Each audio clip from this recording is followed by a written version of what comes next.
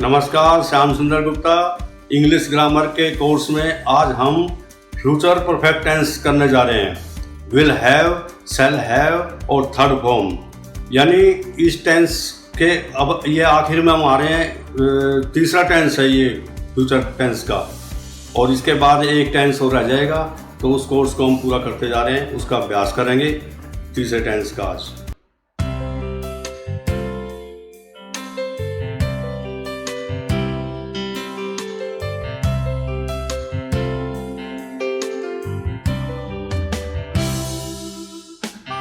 Future perfect tense यानी future tense का तीसरा भाग है फ्यूचर परफेक्ट टेंस। तो पहला नियम हम करते आ रहे हैं पहचान का। सभी टेंस में एक जैसी बातें हैं। तो पहला नियम होता है हमारा, हिंदी वालों के लिए ज़रूरी है, पहचान। तो परफेक्ट में सब में क्या आ रहा है, चुका, और इसमें फ्यूचर का नाम आते ही गागेगी, चुका होगा, चुके होंगे, चुकी होगी, और चुका हूँगा यानी आई के लिए।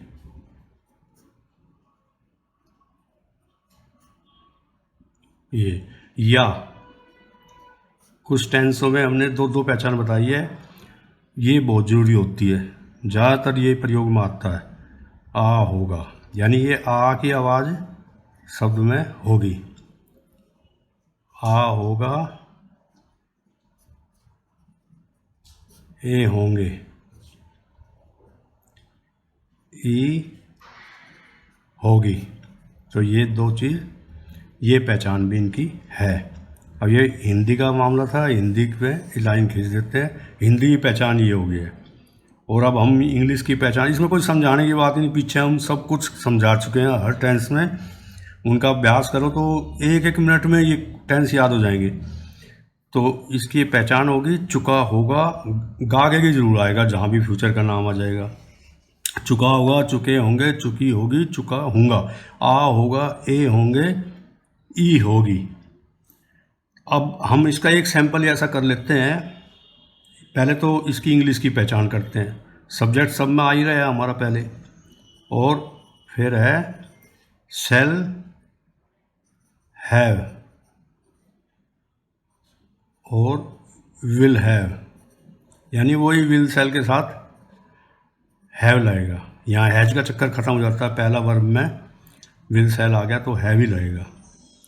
और जमा थर्ड फॉर्म सब परफेक्ट में आई है, जितने भी परफेक्ट है उसमें थर्ड फॉर्म आई है, जितने भी कॉन्टिन्यूस है उसमें आईएनजी आया है। और ये देखो आप, दो दो पहचान वाले टेंस भी हो गए। दूसरा नियम क्या हो गया, इंग्लिश का सब्जेक्ट के साथ शैल हैव, विल हैव और थर्ड फॉर्म। और तीसरा हम करते आ रहे हैं नेगेटिव के। सब्जेक्ट तो पहले आएगा तो पहले वर्ब के साथ नोट लग जाता है, शैल नोट और विल नोट। फिर एक चीज़ है हैव, ये छोड़ ही नहीं सकते, परफेक्ट की निशानी है। और फिर third form of the verb. फिर बाकी बचा जो भी सेंटेंस होगा हम पूर्ति कर लेंगे। ये स्ट्रक्चर मतलब ऑफ सेंटेंस, कैसे स्ट्रक्चरल बेस है ये, कैसे बनाएंगे। चौथा नियम हम लेते आ रहे हैं इंटरोगेटिव का। शैल और विल पहले आ जाएंगे सब्जेक्ट से, फिर हैव। उस चीज़ को एक को पकड़ लो, उससे ही पॉजिटिव, नेगेटिव, इंटरोगेटिव सब बनते चले जाएंगे। अब हमने इतना अभ्यास किया है पीछे, तो ये हो गया है। तो इसका क्या है, फ्यूचर परफेक्ट टेंस में आंख बंद करके एक बार सोचो क्या हमने लिखवाया है। चुका होगा, चुके होंगे, चुकी होगी, चुका हूँ। आ होगा, ए होगे, ई होगी, यानी अंदर दिमाग में इसको ले जाओ। और फिर इंग्लिश की पहचान क्या होगी, सब्जेक्ट के साथ विल सेल या सेल विल कैसे बोल दो। पहले सेल इसलिए बोल दिया कि आई वी पहले आते हैं टेबल में प्रोनाउंस में, तो सेल हैव, विल हैव और थर्ड फॉर्म। बेस समझो इसका क्या, कुछ भी नहीं है। फिर सब्जेक्ट के साथ shall not, will not, none, इसका मतलब हम नेगेटिव कर रहे हैं। और इसमें इंटरवेटिव में लास्ट में इंटरवेटिव साइन जरूर लगाओ, सेल विल पहले लगाओ, बस इससे इंटरवेटिव बन जाता है। तो हमने ये इसके अभी नियम करें। अब हम इसका उदाहरण एक सैंपल ले लेते हैं नेगेटिव इंटरवेटिव के साथ, फिर हम सीधे सेंटेंस लिखते रहेंगे। तो अब करते हैं हम इसका उदाहरण। अब देखो उदाहरण हम लिखते हैं, वह तब तक जा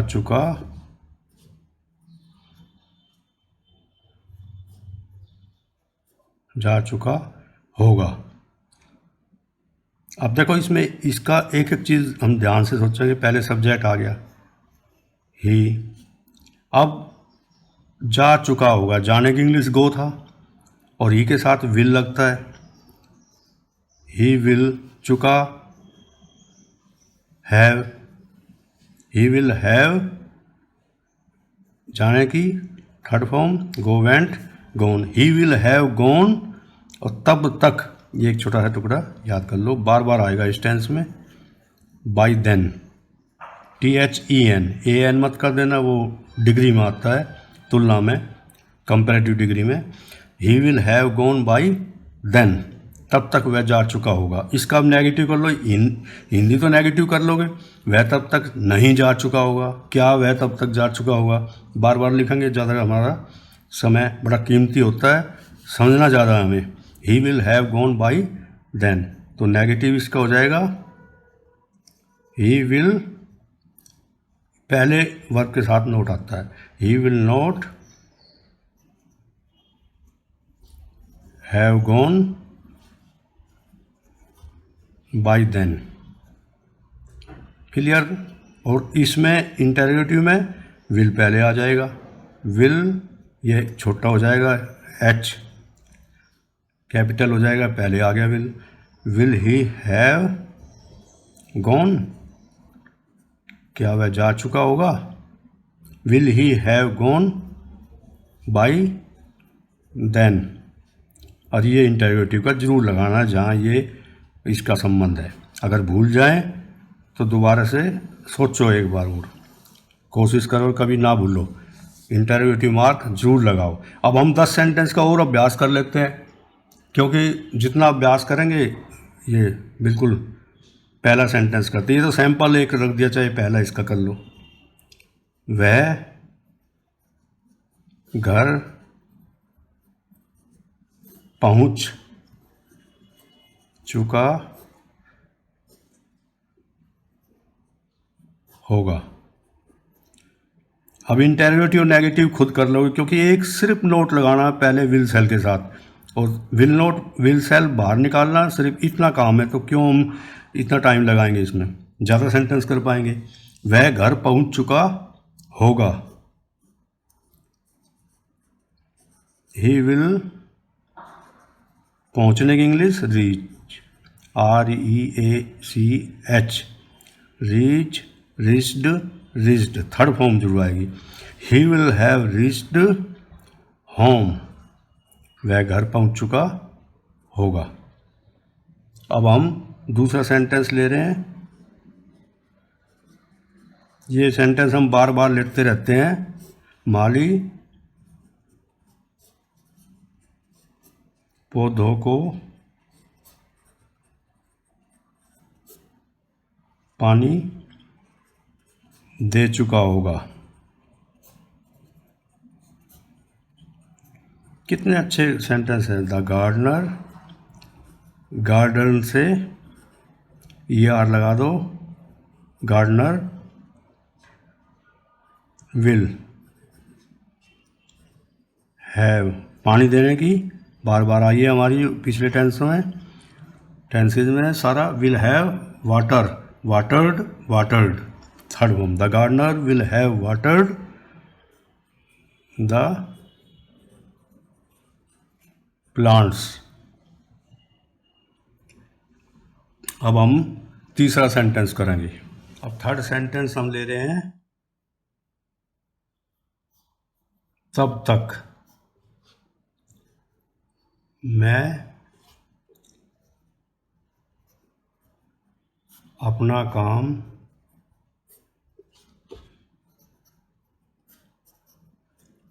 कर चुका हूँगा। तब तक बाय देन वही टुकड़ा आ गया। मैं अपना काम कर चुका हूँगा, पहले ये लेंगे आई के साथ sell, I cell have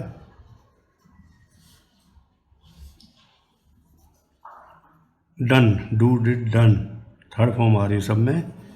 my work बाद में लगा देंगे बाय देन। कितना अच्छा sentence, I cell have done my work by then. कुछ समझाने की बात नहीं है, एक बार क्लियर हो गया तो ज़्यादा मुश्किल है ही नहीं कुछ। वे बगीचे में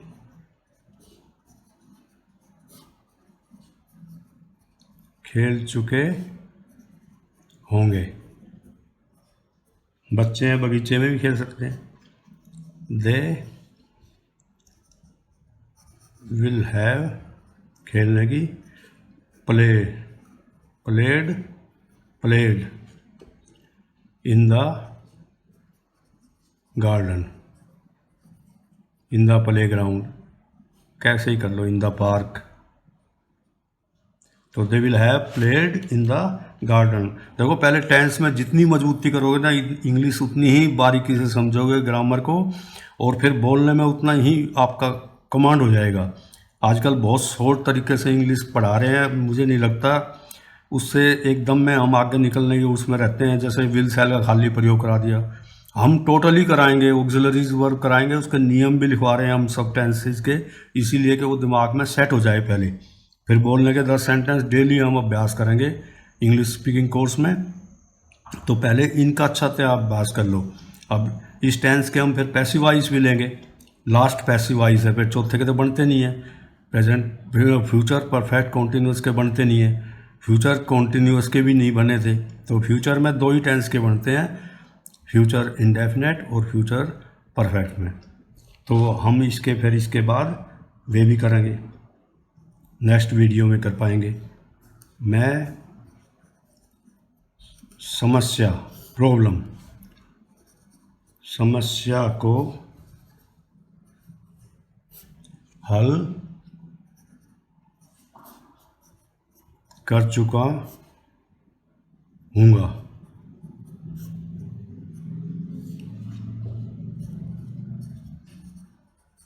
I shall have, समस्या हल करने की,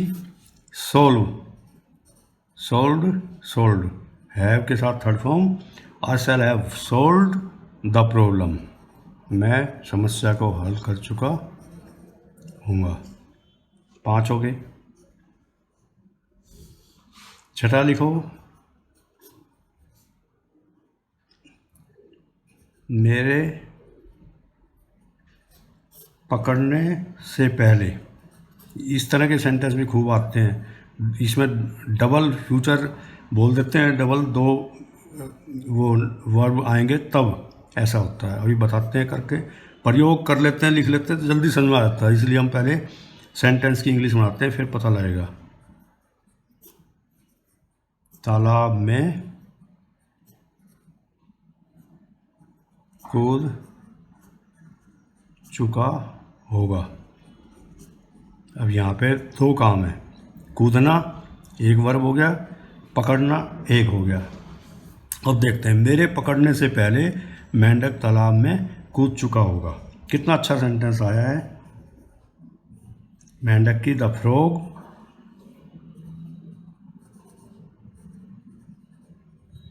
विल हैव जंप्ड, जो काम पहले होया है, यानी मैंने पकड़ने की बाद में बात है, पहले वो कूद गया है, तो जो काम पहले हो गया है उसमें परफेक्ट आएगा। और दूसरे में इंडेफिनेट, ये इंडेफिनेट का संबंध हमने फ्यूचर इंडेफिनेट में ही समझाया था, उसको देखो वीडियो को, बहुत अच्छे तरह से समझाया था हमने। तो the frog will have jumped into the pond, into the river, into the well, कुआं, कुछ भी हो, तो the frog will have jumped into, pond कर लो, कुछ ही कर लो, मतलब इंग्लिश को वैसे ही घुमा दो। इनटू का प्रयोग था एक जगह से दूसरी जगह प्रवेश करते हैं तो प्रीपोजिशन इनटू आती है। पहले हम कमरे के बाहर थे, we came into the room, into का प्रयोग है ये। इनटू द पॉन्ड,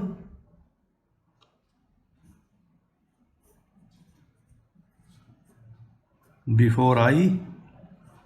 अब यहाँ पे प्रेजेंट इंडेफिनेट आएगा, ये सोचने की बात है। बहुत ही अच्छा सेंटेंस है। एक सेंटेंस और ले लेंगे ऐसा, the frog will have jumped, मेंढक कूद चुका होगा, इनटू द पॉन्ड, तालाब में, बिफोर आई कैच इट, इससे पहले कि मैं इसको पकड़ता। अब 7वां सेंटेंस शुरू कर रहे हैं। अब 7वां सेंटेंस लिखो, हमारे स्कूल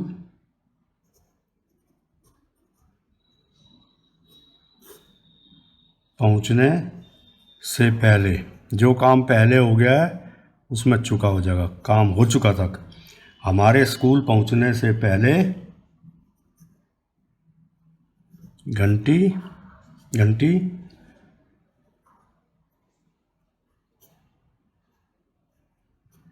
बज चुकी, टेंस का होगी। अब थोड़ा बड़ा लगता है लेकिन इसमें समझने में कुछ भी नहीं है। घंटी बज चुकी होगी, ये काम पहले हुए। The bell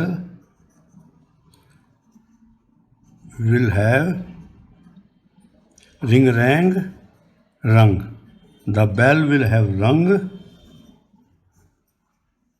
before we, indefinite tense, reach the school।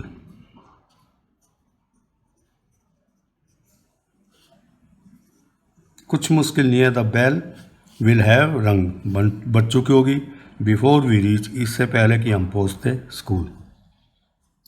अब और एक सेंटेंस ले लेते हैं, क्लियर हो जाएगा ये कि फ्यूचर का और प्रेजेंट का, फ्यूचर इंडेफिनेट का, फ्यूचर परफेक्ट में, फ्यूचर के चारों भाग में, और इंडेफिनेट का डबल से होगा। तो वर्षा होने से पहले, वर्षा बाद में, ये इसका मतलब हम पहले, वर्षा होने से पहले हम घर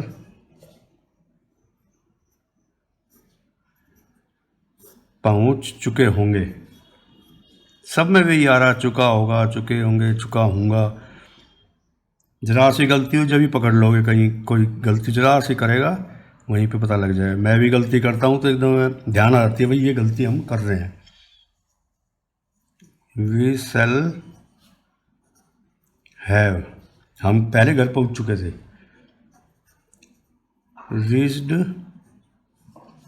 होम, रीच्ड के बाद कोई प्रीपोजिशन नहीं आती है, थोड़ा सा ध्यान रखना है, बाद में प्रीपोजिशन के चक्कर उसमें कराते रहेंगे हम।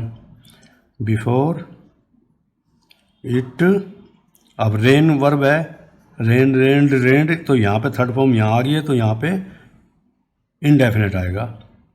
बिफोर इट रेन्स, वर्षा होने से पहले हम घर पहुंच चुके होंगे। We shall have reached home before it rains. एक एक चीज़ का ध्यान रखना पड़ेगा, इसके बाद प्रीपोजिशन जैसे नहीं आ रही है। और लिख लो, 10 तो करते हैं हम। उसने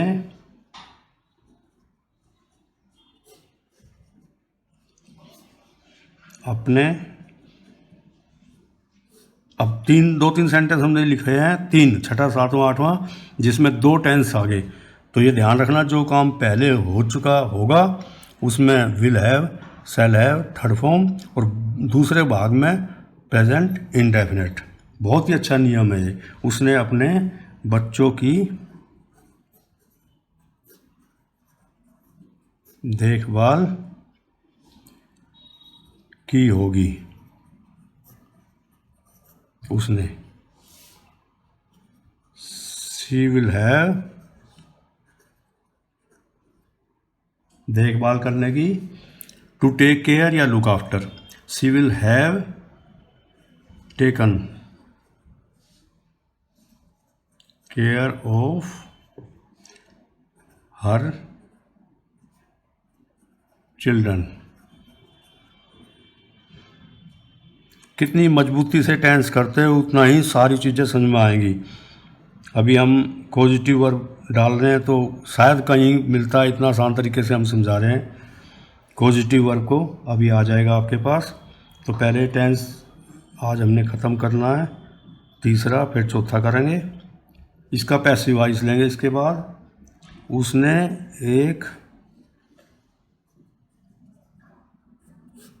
सफ़ेद झूठ, कहते हैं ना सफ़ेद झूठ बोला है, बिल्कुल साफ़ सुथरा झूठ जो सबको पता लग जाए। बोला होगा, देखो आ होगा, ये भी पहचान हमने लिखी थी या में। उसने एक सफ़ेद झूठ बोला होगा, यानी बोल चुका होगा। He will have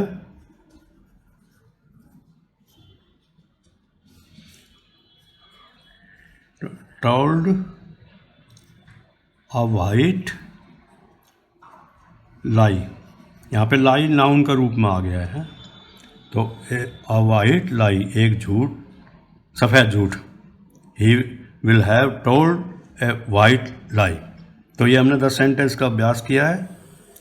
काफ़ी अभ्यास हो जाता है इनमें, अगर समझ के करो तो कितने ही आएंगे, बस मीनिंग आनी चाहिए और सेंटेंस को कहाँ क्या लगाना है, पहले सब्जेक्ट लगाना है, फिर विल हैव, शैल हैव लगाना है, फिर थर्ड फॉर्म लगानी है, बाकी की इंग्लिश लगानी है। दो टेंस एक साथ आ जाते हैं तो 2 वर्ब आ जाते हैं, तो जो काम पहले हो चुका होगा उसमें हम will have, shall have third form करेंगे, दूसरे में हम प्रेजेंट इंडेफिनिट का प्रयोग करेंगे। बड़ी अच्छी बात है, ये ध्यान रखने वाली बात है इस 6वें में, 7वें में और 8वें में।